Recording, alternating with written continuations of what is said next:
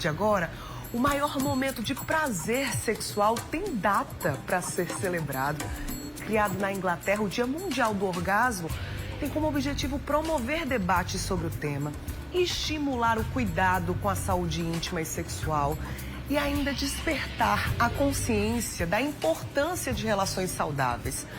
Eu sei que falar sobre sexo nem sempre é uma tarefa fácil, né? O assunto ainda envolve muitos tabus e preconceitos, mas aqui no Mulher Demais a gente conversa com leveza e informação. Hora do quadro Só Saúde. Só Saúde, oferecimento. Laboratório Análises, agora também na Rui Carneiro. Então, para falar sobre esse assunto, aqui no estúdio eu recebo a ginecologista Gíulia Paiva. Bom dia, seja bem-vinda. Bom dia, muito obrigada pelo convite. A gente que agradece, viu? E você que está em casa pode e deve participar do quadro Só Saúde, enviando perguntas para o nosso WhatsApp 991050400. Então vamos falar sobre saúde íntima, saúde sexual, sobre prazer sexual. O que é que você quer saber? 991050400. Segundo dados do Programa de Estudos em Sexualidade da USP, 26% das mulheres brasileiras nunca tiveram um orgasmo, enquanto para os homens esse percentual é 10 vezes menor, entre 2% e 3%. Então eu passo aqui a bola para a doutora Gíulia. Por que essa diferença é assim tão significativa, doutora? Pois é, Bruna. O tabu, né? A gente falar sobre sexo, principalmente quando é entre mulheres, é muito diferente do que quando a gente conversa entre homens, né? Antigamente tinha esse hábito de estimular esse jovem, quando estava nessa fase da puberdade, a passar por essa mudança. E a mulher era só no momento do casamento, e ainda assim havia muita dificuldade naquela conversa da mãe com a filha no momento de casar, né? Muitas vezes você aprende isso através das amigas, da internet, pesquisando sozinha. E ainda assim, a gente tem essa oportunidade de conversar um pouco sobre isso e desmistificar algumas coisas que ainda fazem parte da nossa cultura. É muito importante para que esse índice diminua, né? Com certeza. Eu acredito também que os homens ainda têm receio de se mostrar vulneráveis, né? Então dizer, olha, nunca atingi o orgasmo, nunca, ou talvez não seja fácil, para eles é um pouquinho mais difícil dizer isso, talvez, né, doutora? Exatamente. De se mostrarem até fragilizados mesmo em alguma circunstância, né? Com certeza. E é mais comum os homens se conhecerem seu prazer. Sim. Isso é outro tabu da mulher se tocar, de se conhecer onde gosta de sentir, né? Então, muitas vezes a mulher vai descobrindo isso, e às vezes nem descobre, né? Mas vai descobrindo através da parceria e não sozinha, de explicar a parceria onde é que ela gosta, onde é que ela não gosta. Mas eu sei que isso vem mudando, a gente falar sobre isso em um programa de rede aberta é muito importante. Com certeza, sem dúvida. Hoje, como eu citei lá no comecinho, é celebrado mundialmente o Dia do Orgasmo. O que é o orgasmo, doutora? É muito importante a gente esclarecer isso, porque muitas pessoas até já tiveram orgasmo, mas sem saber o que é orgasmo, não sabem que o que elas tiveram foi um orgasmo, né? Então, o orgasmo é aquele momento de tensão, né? Através da excitação vai se aumentando a tensão sexual até o momento em que, depois de um platô dessa tensão, essa tensão alivia. E esse alívio da tensão é que é o orgasmo. É uma sensação muito parecida com quando você consegue espirrar. Você tá com vontade de espirrar, mas não consegue, e uma hora que você espirra. Então, o orgasmo, ele é um reflexo. Eu não tenho como dizer, agora eu vou ter um orgasmo. Não, você não consegue. É um reflexo que, através da excitação, chega a esse ponto máximo. Então, aquele negócio de ver estrelinha ou de sair algum líquido, alguma coisa nesse sentido, às vezes pode até acontecer, sim, mas não é necessário que isso aconteça. E outro mito também é que toda relação sexual tem que ter orgasmo para que seja boa, né? A gente fala muito do termo de satisfação sexual. Então, se a mulher sai dessa relação satisfeita, mesmo que ela não tenha chegado ao fim dessa sensação, então tá tudo certo, ela é uma mulher saudável, é uma relação saudável. Certinho, então, ó, a gente sabe que esse assunto, além dos tabus e preconceitos, como a gente já citou, existem também muitos mitos. Então vamos colocar aqui na tela alguns desses mitos, para a gente saber se é mito ou de fato se é verdade, tá? Olha aí, doutora, começando. Algumas pessoas podem não ter orgasmo. Isso é mito ou é verdade? Isso é verdade, tá? Primeiro, se a pessoa não se conhece ou se ela teve uma repressão cultural ou religiosa, ou realmente da família, em relação ao que é a sexualidade, ela pode ter dificuldade, sim. Para a gente chegar a se entregar na relação sexual, a gente tem que estar muito concentrada. Então, se você está pensando em filhos, se você está pensando em problema, realmente você não vai conseguir se concentrar na relação e chegar ao ponto do orgasmo, né? Mas existem mulheres, isso é um índice muito pequeno, que podem ter alguma alteração dos neurônios, né, dos nervinhos, e ter dificuldade de chegar ao orgasmo. Isso só numa avaliação médica para identificar, mas são poucas. A maioria é mais uma questão de trabalho psicológico para a gente realmente alcançar esse orgasmo. Entendi. Foi justamente essa pergunta da Silvia, dos bancários. Ela se identificou, então, por isso que eu estou trazendo aqui o nome para vocês. Ela diz assim, ó, eu não sinto prazer, não. Não sei nem o que é isso. O que pode ser? Tá vendo que é mais comum do que a gente imagina, né, doutora?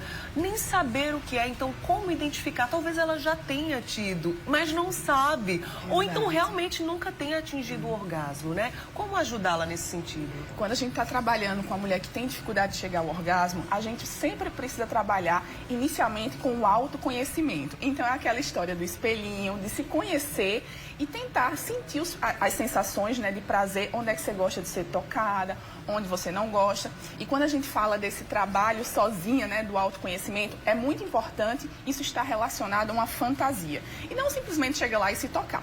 Então, ler algum livro que tenha esse ambiente, né, essa fantasia sexual, escutar algum áudio, é muito importante. Então, a gente fala de fantasia e fricção. É o toque na região, mas também todo esse ambiente de fantasia que é muito importante. A gente já falou aqui no Mulher Demais algumas vezes sobre o imaginário, né? Aquilo que foi construído ao longo do tempo de vida dessa mulher, por exemplo, que normalmente é o que acontece. Isso é feio, não faz isso porque é feio. Hoje é dia de fazer coisa feia. Olha, isso aqui é sujo. Então, todo esse imaginário construído ao longo do tempo também interfere, né, doutora? De dizer, opa, isso aqui eu não toco, isso aqui não pode, isso aqui tá tudo escuro, não posso ver, não posso falar. Tem gente que não aguenta nem falar, né, os nomes, ou dizer o que gosta, ou o que não gosta. Tudo isso influencia. Com certeza, né? E a gente está começando a conversar. Em relação à família, ainda é muito difícil a gente conversar isso com nossas mães. Mas até entre amigas, eu estava essa semana com as minhas amigas e a gente conversou sobre isso. Nossa, eu não tive, isso século XXI, eu não tive a conversa com minha mãe sobre o que é sexualidade, né? Então a gente, às vezes, pelo menos está conseguindo conversar com alguém sobre isso, né? Mas para o homem isso sempre foi mais permitido e aceito, nunca foi feio para o homem, né? Ah, ele é homem mesmo, ele pensa nisso. E para a mulher isso sempre foi muito reprimido, mas a gente está vendo que isso tem trazido consequências sexuais, disfunções sexuais para as mulheres. E tirar esse tabu, desmistificar é muito importante. Sem dúvida. Vamos trazer mais uma telinha? Mito ou verdade? Vamos ver. O parceiro, ou parceira nesse caso, é o responsável pelo prazer sexual do outro. Muitas vezes as pessoas colocam a responsabilidade ali na outra pessoa. É assim que funciona. Exato. Mito ou verdade? Não, é um mito. Quando a gente está numa relação com uma parceria, claro, é um momento de troca, né? Um momento em que a gente entrega um pouco do nosso prazer nas mãos da outra pessoa, mas a gente também faz parte desse momento. Então, outro mito que é muito comum é achar que a mulher vai ter o prazer só com a penetração. Isso não é verdade. Até pode ser que a mulher tenha prazer com a penetração, porque existe dentro da vagina algumas regiões mais prazerosas. Mas o mais comum é a mulher ter prazer na região externa, que a gente chama do clitóris, né? E isso precisa ser estimulado durante a relação, seja através da parceria, seja sozinha. Então a gente, durante a relação com a parceria, a gente pode também se tocar, né? E isso é um mito, né, para as mulheres que não conseguem atingir o orgasmo, ter esse hábito de se conhecer, mesmo durante a relação com a parceria, pode mudar essa falta de orgasmo, né, e levar a sensação prazerosa.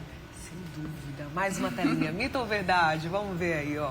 É possível ter vários orgasmos em uma única relação. E aí, doutora, mito ou verdade? É possível, mas não é necessário para que a relação seja prazerosa, né? A mulher, ela tem esse potencial de ter múltiplos orgasmos, enquanto o homem é um pouco mais difícil. A gente chama o termo de momento refratário. O momento refratário depois de uma relação para se excitar novamente do homem é muito mais longo do que o da mulher. Então, sim, a mulher pode ter múltiplos orgasmos na mesma relação, mas não é necessário necessário para que aquela relação seja prazerosa, seja satisfatória. Certinho. Mais uma dúvida que chegou aqui no WhatsApp do Mulher Demais. Nossa telespectadora disse que casou muito cedo, aos 14 anos de idade. Ela disse que hoje não sente prazer na relação. E algumas pessoas já disseram, porque você teve relação muito cedo. E é isso, é verdade? Não, não é verdade. Eu acho que está mais relacionado a um relacionamento longo. Tá. Então, aquele momento de desejo sexual, aquele momento da descoberta, né? Depois de um relacionamento longo, vai se perdendo. A gente fala muito que existe a neutralidade sexual. O desejo, ele fica neutro depois de um tempo no relacionamento. Isso para a mulher, tá? O homem não é bem assim. Mas para a mulher, ela está numa situação neutra e depois do estímulo surge a vontade e acaba surgindo o prazer, né?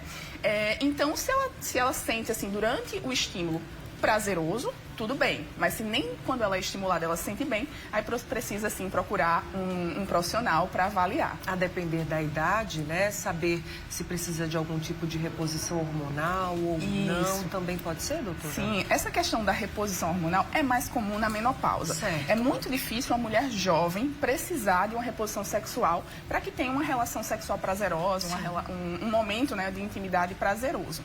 Mas pode ser necessário algumas vezes. Mas mais comum é algum trabalho com psicoterapia, conhecer quais são esses mitos, o que é que está atrapalhando ela de ter a relação. Certinho. A gente vai continuar falando sobre esse assunto. Vai mandando aí seu relato, conta a sua experiência, tira dúvidas, aproveita, 991050400. Vai mandando sua mensagem pra gente. Daqui a pouquinho a gente volta a conversar, viu, doutora? Tá certo. Já. Bora mudar de assunto agora.